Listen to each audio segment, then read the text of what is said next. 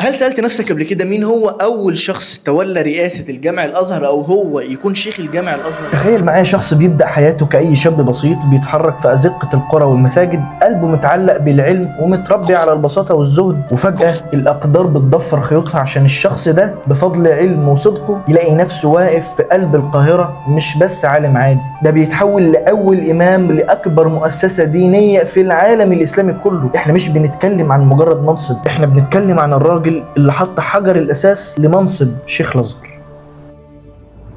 في عتمة التاريخ نور قد خفى.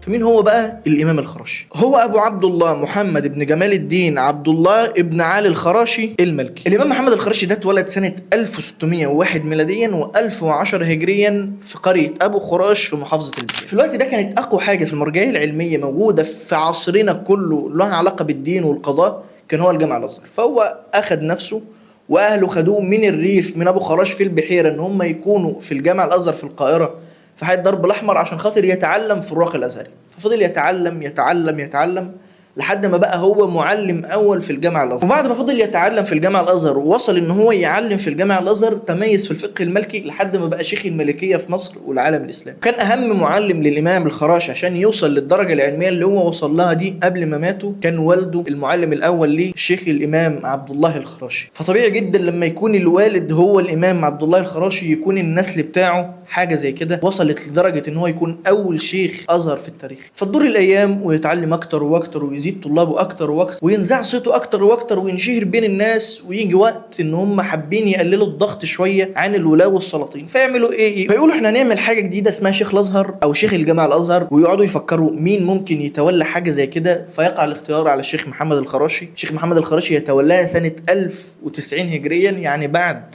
ولادته ب 80 سنه. طبعا اعتقد دلوقتي ما ينفعش تكون اقل من 55 سنه، لكن وقتها كانت حاجه جديده، اول مره راجل كبير طاعن في السن يتعين لحاجه زي كده، ويكون المفترض ان هو يكون ليه مكانه كبيره بين الامه الاسلاميه والامه المصريه تحديدا، وهيكون هو قاضي القضاه بتاعهم وهو المسؤول عن كل مسائل الدين بتاعتهم وهو اللي يحل لهم مشاكلهم، يكون راجل كبير في السن للدرجه دي. فاكيد هم لما اختاروا الشيخ محمد الخراشي كان عندهم وجهه نظر معينه. فنيجي نحكي مثال بسيط جدا. مثلا حد حصلت معاه مشكله، طبعا اللي راح منطقه الدرب الاحمر او راح منطقه الجامع الازهر يعرف مثلا الغوريه والشارع المعز والسيد سيدنا الحسين مثلا منطقه المجاوره لجامع الازهر. فالمنطقه دي معظمها اسواق من سنين. فمثلا تاجر شغال في المكان الفلاني في الشارع الفلاني، حصلت له مظلمه، حد ظلمه، حد من الحكام مثلا في الوقت ده ظلمه، حد من الولاة اللي تحت الحكام ظلمه، ايا كان اللي حصل حد عمل معاه حاجه. فيحصل ايه؟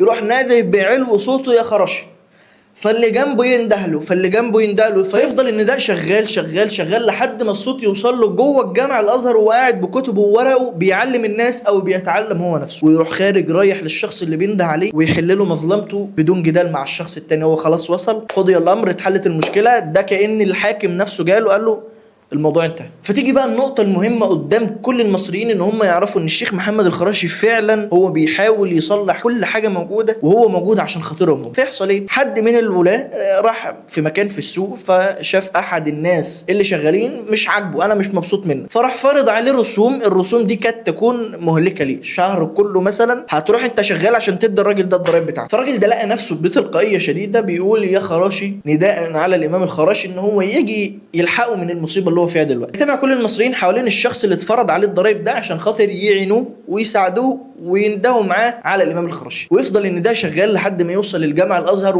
وحشود الاف من المصريين واقفين قدام الجامع الازهر مستنيين الامام الخراشي يخرج. فيخرج ويسيب عصايته في الارض ويمشي معاهم لوحده حوالين مسيره الاف المصريين كلهم داخلين معاه قدام الحاكم. فيترعب الحاكم الظالم في الوقت ده ويروح نازل من على الحصان بتاعه ويعفو عن الراجل ويعفو عن كل الضرايب الموجوده في المكان وقتها. فبالتالي بقت كلمه يا خراشي دي هي نجاة لكل المصريين في الزمن بتاعه. فضلت تتوارث تتوارث تتوارث لحد ما انت عارف دلوقتي يا مصيرها بقى ايه.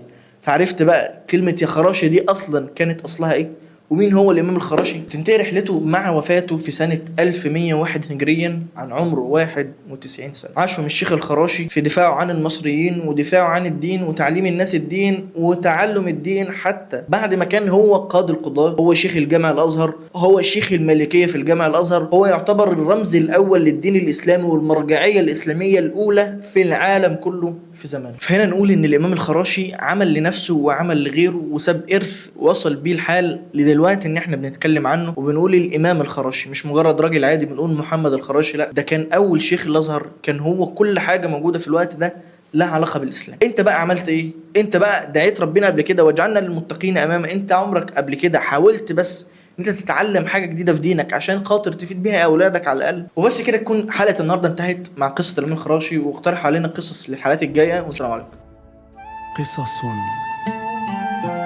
لم تحكى بعد.